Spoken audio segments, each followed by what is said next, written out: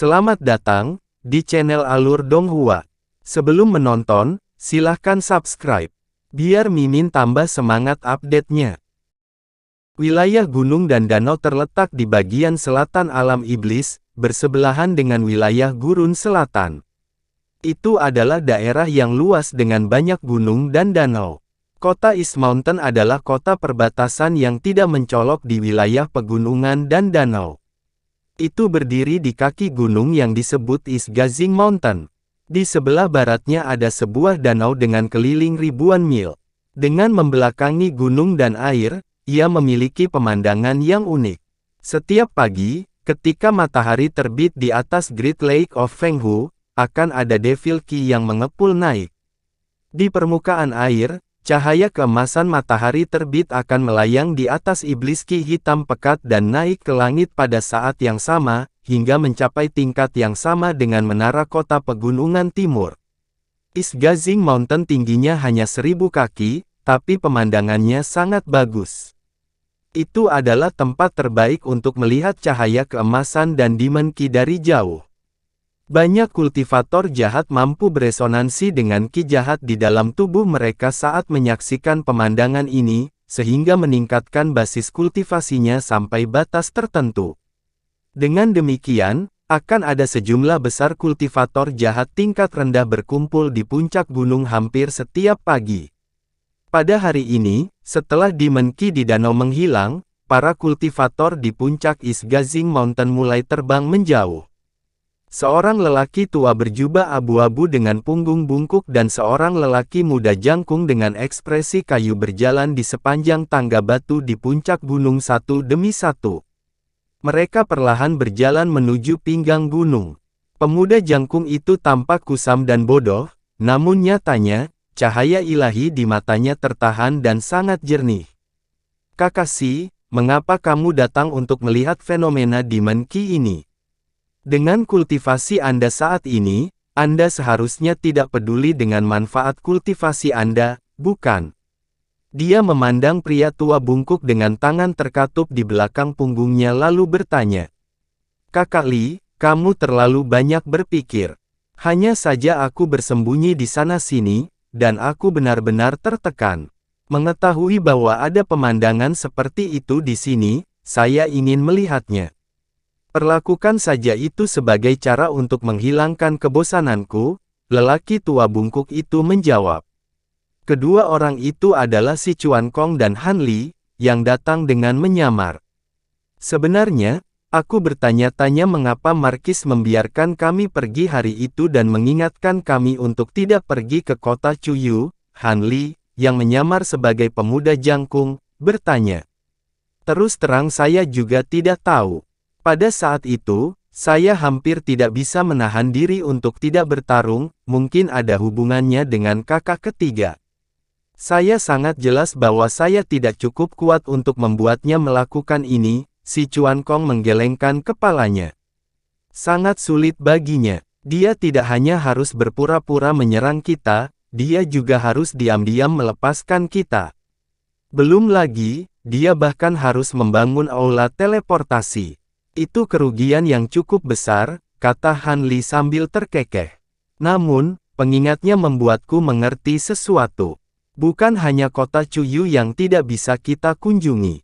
Kita tidak bisa pergi ke kota lain yang memiliki formasi teleportasi yang mengarah ke kota Sunye," Si Chuan Kong tiba-tiba berkata dengan ekspresi serius di wajahnya. Han Li mengangguk dan berkata, "Itu benar.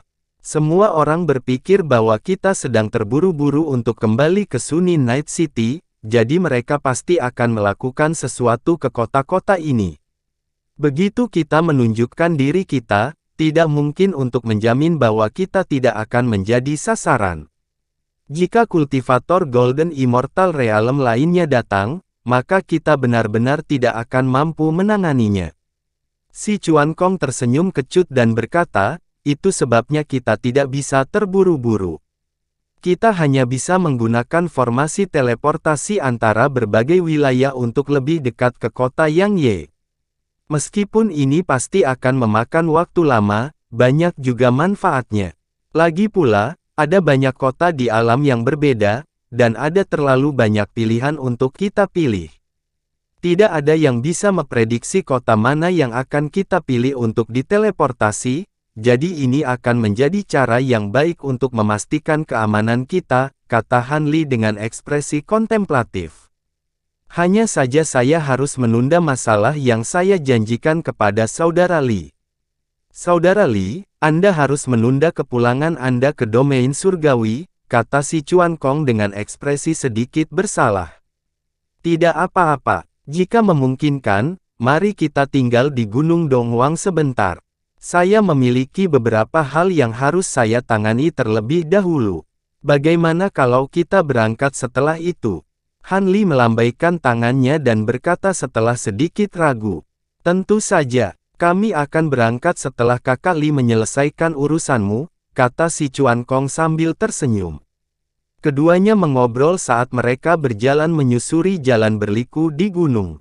Segera, mereka tiba di tebing tersembunyi di tengah gunung. Saat mereka mendekat, si Chuan Kong melambaikan tangan di udara, dan penghalang spasial perlahan-lahan dihilangkan untuk mengungkapkan dua tempat tinggal gua yang terletak bersebelahan. Keduanya mengucapkan selamat tinggal satu sama lain sebelum kembali ke gua masing-masing. Setelah memasuki gua, Han Li melambaikan tangan di udara untuk memanggil gerbang cahaya perak. Dia melangkah ke gerbang dan muncul di luar taman obat roh. Tao Xie sudah menunggu di gerbang, dan dia dengan cepat berjalan untuk menyambut Han Li saat melihatnya. Rekan Han, kumpulan tentara Dao di taman sudah matang. Aku telah menggunakan kekuatan formasi untuk menekan mereka untuk saat ini, jadi kamu bisa mengurus mereka, kata Tao Xie. Terima kasih, kata Han Li sambil menangkupkan tinjunya untuk memberi hormat sebelum dengan cepat berjalan ke taman. Keduanya segera tiba di daerah di mana tentara Dao ditanam, dan mereka sudah bisa mendengar gemuruh petir dari jauh. Saat dia mendekat, Han Li menemukan bahwa rawa ungu yang telah didirikan di daerah di mana Lightning Subsidence Earth didirikan telah hampir sepenuhnya mengering.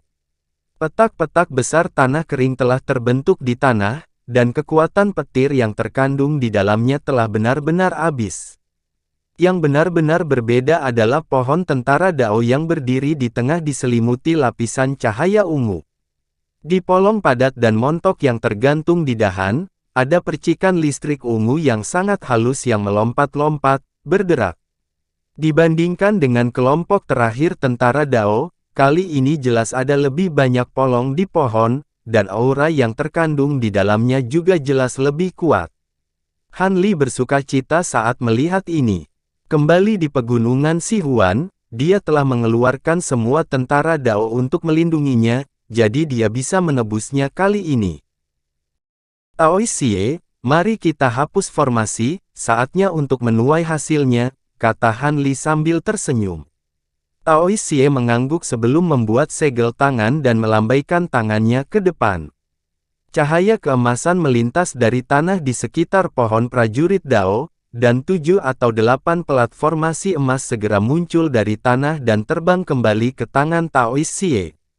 Lapisan layar cahaya transparan segera menghilang dari pohon, dan guntur yang sebelumnya tidak terlalu keras tiba-tiba menjadi serangkaian suara gemuruh.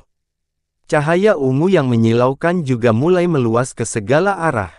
Han Li sedikit terkejut melihat ini, dan dia melambaikan tangannya untuk melepaskan semburan cahaya biru untuk membentuk penghalang cahaya di sekitar pohon tentara Dao, mencegah petir ungu menyebar dan menghancurkan ramuan roh lainnya di taman. Di tengah gemuruh guntur, pohon tentara Dao layu dengan kecepatan yang terlihat dengan mata telanjang.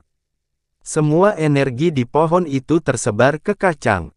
Diiringi dengan semburan suara berderak, cahaya listrik ungu yang mengembang tiba-tiba tersebar ke segala arah. Kacang emas, diukir dengan pola kilat ungu, melesat satu demi satu, berhamburan ke segala arah seperti dewi yang menyebarkan bunga. Han Li membalik tangannya setelah melihat ini, dan labu surgawi yang mendalam segera muncul. Dia kemudian menamparkan bagian bawah labu, dan pusaran hijau menyala di mulut labu. Polong semuanya ditarik ke dalam labu oleh kekuatan hisap pusaran. Ledakan berlanjut di Spirit Herb Garden untuk waktu yang dibutuhkan setengah batang dupa untuk terbakar sebelum benar-benar tenang. Dalam sekejap mata, ribuan polong telah diserap ke dalam labu surgawi misterius oleh Han Li. Dia melambaikan labu di satu tangan sambil memegang kacang emas seukuran kacang lebar di tangan lainnya. Sedikit kekecewaan melintas di matanya. Pohon tentara Dao hanya menghasilkan satu biji kali ini. Hati Han Li sedikit tergerak, dan aliran energi spiritual mengalir ke kacang dari jari-jarinya. Pola petir ungu pada kacang menyala, dan petak besar petir ungu segera ditembakkan, membuat seluruh lengannya mati rasa. Petir ungu ini cukup kuat, dan tampaknya mempertahankan beberapa sifat lengket dari bumi peristirahatan loh petir, kata Taois Xie dengan alis berkerut setelah melihat ini. Itu benar. Aku bertanya-tanya apakah ada cara untuk memanfaatkan properti ini dengan lebih baik setelah tentara Dao disempurnakan, kata Han Li. Rekan Han, aku kebetulan tahu tentang formasi jebakan petir ekstrim ungu yang mungkin lebih cocok untuk tentara Dao ini daripada formasi kunci ki terukir petir. Jika kamu tidak khawatir, mengapa kamu tidak membiarkanku memperbaiki tentara Dao ini? Taois Xie menyarankan setelah ragu sejenak. Apa yang perlu dikhawatirkan? Saya akan mengasuh mereka di labu surgawi misterius untuk sementara waktu, dan kemudian Anda dapat menyempurnakannya untuk saya. Buat saja daftar bahan yang Anda perlukan untuk formasi, kata Han Li sambil tersenyum. Taois Xie menangkupkan tinjunya memberi hormat ke arah Han Li tanpa mengatakan apa-apa lagi. Ngomong-ngomong, jika kamu ingat hal lain tentang tuanmu, ingatlah untuk memberitahuku. Melihat tuanmu pernah menjadi makhluk dari alam iblis, kita harus bisa menyelesaikan ini untuk selamanya, kata Han Li. Saya sudah mencoba yang terbaik untuk mengingat, tetapi saya belum membuat banyak kemajuan, kata Taois Xie dengan menggelengkan kepalanya. Tidak apa-apa, jika semuanya berjalan sesuai rencana, kita akan tinggal di alam iblis untuk sementara waktu, kata Han Li sambil mengangguk. Setelah mengobrol lebih lama, Han Li meninggalkan taman obat roh dan pergi ke bangunan bambu di tepi kolam. Han Li naik ke lantai 2, dan Weeping Soul Beast masih tertidur lelap di tempat tidur. Giok hangat matahari ungu yang melayang di atas kepalanya sebagian besar telah habis digunakan, dan hanya tersisa seukuran ibu jari.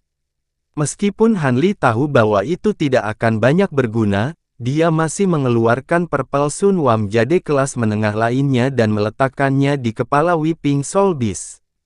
Syukurlah, meskipun Weeping Soul Beast belum terbangun, fluktuasi auranya menjadi semakin stabil, yang cukup melegakan Han Li. Namun, tidak ada yang bisa dia lakukan tentang kondisi Weeping Soul Beast saat ini, dan dia hanya bisa berharap itu akan terselesaikan begitu dia tiba di kota Yangye. Namun, itu masih merupakan perjalanan panjang sebelum mereka bisa mencapai kota Yangye. Selain kakak laki-lakinya, si Zhan Feng, dan saudara perempuan kelimanya, si Jingyan, telah mencoba membunuh si Chuan Kong. Siapa yang tahu jika akan ada lebih banyak dari mereka di masa depan? Perjalanan mereka ke kota Yangye pasti penuh dengan masalah. Dengan mengingat hal itu, alis Han Li berkerut erat. 2 bulan kemudian, di sebuah paviliun di luar kota Dongshan, Han Li dan si Chuan Kong duduk berhadapan di 2 bangku. Kakak Si, aku sudah memikirkannya selama beberapa hari terakhir. Sebaiknya kita tidak menggunakan formasi teleportasi di kota Dongshan, kata Han Li. Mengapa demikian? Si Chuan Kong bingung. Kita harus menghindari muncul di kota yang sama sebanyak mungkin. Sulit untuk mengatakan jika tidak ada kultivator tingkat tinggi yang bersembunyi di kota, atau jika ada mata-mata yang menyergap kakakmu. Akan lebih aman jika kita tidak menunjukkan diri kita sendiri, jelas Han Li. Kata-kata kakak Li masuk akal. Meskipun jaringan intelijen kakak laki-laki tidak sebagus kakak ketiga, dia masih mendapat informasi yang baik. Kalau tidak, dia tidak akan menjadi orang pertama yang menerima berita tidak lama setelah kami kembali ke pegunungan Sihuan. Si Chuan Kong mengangguk. Menurut peta yang kamu berikan padaku, kota terdekat dengan kota pegunungan timur seharusnya adalah kota Lianfeng. Ayo terbang ke sana dulu. Setelah itu, kita tidak akan berhenti dan akan langsung menuju Seven Lake City. Ketika kita tiba di sana, kita akan istirahat sebentar, kata Han Li. Kakak Li, apakah kamu mencoba mengganggu ritme kita sehingga kakak tidak bisa memprediksi gerakan kita? Si Chuan Kong mengangkat alis dan bertanya. Semakin bingung mereka, semakin aman kita. Han Li mengangguk. Haha, seperti yang diharapkan dari Brother Li. Jika bukan karena kamu, kami tidak akan bisa melewati Dao Master Reflecting Bond. Aku benar tentangmu. Kali ini, kami akan melakukan apa yang kamu katakan. Si Chuan Kong tertawa. Setelah berdiskusi, keduanya mengemudikan kereta lalu terbang dalam seberkas cahaya hitam. 10 tahun berlalu dalam sekejap mata. Di langit di atas hutan purba yang diselimuti kabut hitam, saat kereta terbang melewatinya. Di kereta berdiri seorang sarjana Konfusius berjubah hijau dan seorang pria berbaju hijau. Mereka adalah Han Li dan Si Chuan Kong, yang telah mengubah penampilan mereka lagi. Saya tidak menyangka akan memakan waktu 10 tahun untuk melakukan perjalanan dari wilayah Danau Gunung ke wilayah Chenkyu yang bertetangga, kata Si Chuan Kong berbaju hijau saat dia mengemudikan kereta. Tidak ada yang bisa kita lakukan tentang itu. Meskipun kecepatan teleportasi antara dua kota cepat, kita masih harus terbang. Tentu saja butuh waktu. Selain itu, kita akan menghadapi serangan dari binatang buas sepanjang waktu, jadi seberapa cepat kita bisa. Alis Han Li sedikit berkerut, tapi ekspresinya cukup santai. Haha. Sebagian besar binatang iblis di wilayah suci itu ganas dan teritorial. Begitu orang luar menyerbu wilayahnya, mereka tidak takut mati dan akan mengusir penyerang itu. Jika kita bertemu dengan yang tidak bisa terbang, kita bisa menghindarinya. Ambil Bonebreaker Demon Kite misalnya. Itu hanya Golden Immortal tahap awal, tapi mengejar kami selama 3 bulan. Si Chuan Kong tersenyum pahit. Han Li tersenyum dan berkata, jika kita tidak takut menarik terlalu banyak perhatian, kita pasti sudah membunuh hewan itu sejak lama. Mari kita berhati-hati dan menghindari tempat perkembangbiakan binatang buas yang kuat sebanyak mungkin. Kota Fengqiu tidak jauh di depan. Begitu kita sampai di sana, kita bisa berteleportasi ke kawasan hutan belantara di wilayah barat wilayah suci. Sebagian besar wilayah itu adalah wilayah kakak laki-lakiku, jadi kita harus lebih berhati-hati, kata Si Chuan Kong dengan serius. Karena itu masalahnya, mari kita istirahat sebentar di kota Fengqiu. Han Li mengangguk. Baiklah, kota Fengqiu adalah kota terbesar kedua di wilayah Chenkyu setelah kota utama. Perdagangan di sana juga berkembang pesat, jadi kita dapat mengisi kembali sumber daya kita. Si Chuan Kong menggosok tangannya. Setelah kesepakatan, keduanya melaju menuju kota Fengqiu. Setelah memasuki kota, mereka berdua pertama-tama pergi mencari penginapan abadi dan meminta 2 halaman yang sangat biasa dan relatif murah untuk ditinggali. Setelah itu, mereka berpisah dan pergi ke beberapa jalan pedagang abadi yang terkenal di kota untuk membeli barang. Lagi pula, mereka berada di wilayah iblis, jadi hanya ada sedikit hal yang bisa digunakan oleh Han Li. Untungnya, dia tidak perlu membeli banyak barang, hanya beberapa barang seperti kayu pengikat petir, yang bisa digunakan untuk mengatur formasi. Setelah berjalan melalui salah satu jalan komersial, dia hampir selesai berbelanja. Sekarang, hanya ada satu hal yang tersisa, Thunderous Bat. Itu akan sedikit sulit. Han Li berdiri di depan sebuah lengkungan tinggi berukir di ujung jalan dan bergumam. Sambil berkata demikian, ia keluar dari sudut jalan, berbelok ke timur, dan pergi ke jalan lain. Saat malam tiba, Han Li kembali ke penginapan dengan kereta yang ditarik binatang buas. Begitu dia kembali ke bangunan kecil itu, dia membuka semua batasan dan memasuki surga cabang bunga. Han Li tidak pergi ke halaman kecil dekat kolam teratai. Sebagai gantinya, dia pergi ke gedung bambu baru di dekat Taman Ramuan Roh.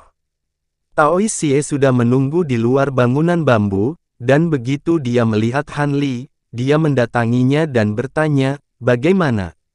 Bagaimana? Apakah semuanya sudah siap?" "Selain Thunderdust Bed, aku telah mengumpulkan yang lainnya," desah Han Li.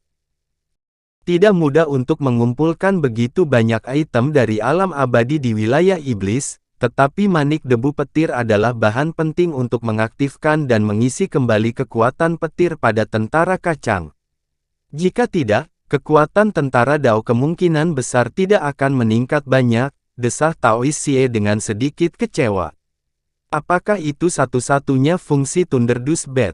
Han Li mengangkat alis. Itulah fungsi utamanya. Sisanya hanyalah detail kecil, jadi jangan khawatir tentang itu, jawab Taois Xie. "Oh, kalau begitu, menurutku Thunderdust Bed tidak perlu," Han Li tiba-tiba berkata sambil tersenyum. "Tidak perlu. Kenapa?" Taois Xie bingung. Han Li tersenyum dan membalik tangan untuk memanggil labu surgawi yang mendalam, lalu dengan lembut menepuk bagian bawah labu. Seberkas cahaya keunguan keemasan melesat maju, berubah menjadi kacang emas berkilauan yang mendarat di depan Taois Xie. Alis Taois Xie berkerut sedikit saat dia mengambil kacang polong, dan dia segera merasakan semburan listrik yang kuat mengalir ke seluruh tubuhnya. Dengan satu pikiran, dia tiba-tiba meningkatkan kekuatan yang dia gunakan untuk mengambil kacang, dan serangkaian petir segera terdengar. Hamparan luas petir keunguan keemasan meletus dari kacang polong di antara jari-jarinya seperti sepasang sayap petir raksasa, melepaskan ledakan kekuatan yang sangat kuat. Bagaimana tanah peristirahatan Thunder Lord tidak mengasuh prajurit kacang yang begitu kuat? "Apa yang terjadi, rekan Han?" Taois Xie bertanya dengan heran. "Saya menyedot semua kacang polong ke dalam labu surgawi yang mendalam untuk menggunakan kemampuan khusus labu untuk meningkatkan kualitas prajurit kacang polong, tetapi siapa yang mengira bahwa pedang hangat awan bambu azure di dalam labu surgawi yang mendalam akan mulai beresonansi dengan kekuatan hukum petir di dalamnya, sehingga mentransfer sebagian dari kekuatan petir ke pedang hangat awan bambu. Setelah 10 tahun akumulasi, mereka telah menjadi seperti sekarang ini," Han Li menjelaskan. "Hal yang luar biasa, seolah-olah surga ada di pihak kita. Dalam hal ini, kita benar-benar tidak membutuhkan manik petir lagi," kata Taois Xie sambil tersenyum. "Itu tidak sepenuhnya hal yang baik. Karena hilangnya kekuatan petir secara perlahan, tampaknya ada masalah dengan penyempurnaan pedang awan bambu milikku, dan mereka menjadi jauh lebih lambat dari sebelumnya," kata Han Li dengan menggelengkan kepalanya. "Rekan Han, pedang awan bambu milikmu mengandung kekuatan hukum petir, dan mereka telah menyatu dengan petir Devil Bane Ilahi sebelum menyerap petir emas penggosok tulang. Itu adalah jenis petir yang paling kuat di dunia ini. Hanya dengan menyerap sedikit saja, kekuatan prajurit Dao akan meningkat secara signifikan. Jika kita menghadapi serangan skala besar di masa depan, para prajurit Dao ini akan dapat mengeluarkan potensi penuhnya," kata Taois Xie kepada Han Li. Han Li juga berpikir bahwa jika dia menggunakan tentara Dao ini untuk membuat formasi, mereka hanya akan lebih kuat, dan dia tidak bisa menahan senyum. "Kalau begitu, sudah waktunya bagi saya untuk mulai menyempurnakan tentara Dao," kata Taois Xie. "Apa yang kamu perlu aku lakukan?"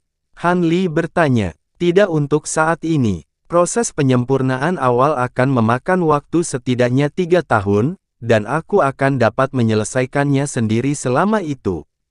Namun, mengukir rune akan membutuhkan indera spiritual yang kuat, jadi Anda harus melakukannya sendiri," jawab Taois Xie. "Terima kasih," kata Han Li dengan tulus. Setelah itu, dia mengambil labu yang digunakan Taois Xie untuk menyimpan tentara kacang, lalu menuangkan semua kacang ke dalam labu. Tao Xie mengambil labu itu dari tangan Han Li dan dengan lembut mengguncangnya, lalu dia mengangguk dengan ekspresi senang. Saat dia hendak kembali ke lantai 2 bangunan bambu, sebuah pemikiran tiba-tiba terlintas di benaknya, dan dia menoleh ke Han Li. Ngomong-ngomong, rekan Han, aku melihat bahwa akar pohon di Taman Obat Roh tampaknya telah bertunas beberapa hari yang lalu. Akar pohon. Han Li sedikit goyah setelah mendengar ini sebelum tiba-tiba menyadari, dan dia buru-buru berlari ke Taman Obat Roh. Di kedalaman taman, Han Li melihat akar pohon layu yang menonjol tidak lebih dari 1 meter dari tanah. Ada tunas hijau lembut setebal jari yang menyembul darinya, dengan 2 daun tumbuh darinya. Di bawah cahaya langit, urat-urat tipis pada daun sejelas pembuluh darah manusia. Mereka tampak lembut dan rapuh, tetapi memiliki kekuatan hidup yang membandel yang naik ke arah matahari dan langit. Han Li berjalan maju dan berjongkok untuk memeriksa tunas yang lemah di hadapannya dengan sedikit senyuman di matanya. Anak kecil, kamu akhirnya memutuskan untuk bertunas setelah makan begitu banyak botol cairan hijauku. Tunas kecil ini tidak lain adalah sisa pohon kehidupan kembar yang dia peroleh dari reruntuhan sekte kebenaran. Han Li dengan ringan mengulurkan tangannya, ingin membelai daun tunas yang lembut itu. Namun, dia baru saja mengulurkan tangannya ketika kedua daun itu tiba-tiba mulai bergoyang dan mendekati jari-jarinya. Alis Han Li berkerut saat dia segera melepaskan indera spiritualnya untuk memeriksa kelopak daun. Akibatnya, dia menemukan bahwa kelopak daun telah merasakan kekuatan hukum waktu di dalam tubuhnya, dan beresonansi dengannya saat mendekatinya. Han Li dengan lembut mengelus daun pohon kehidupan kembar, tetapi tidak terjadi apa-apa.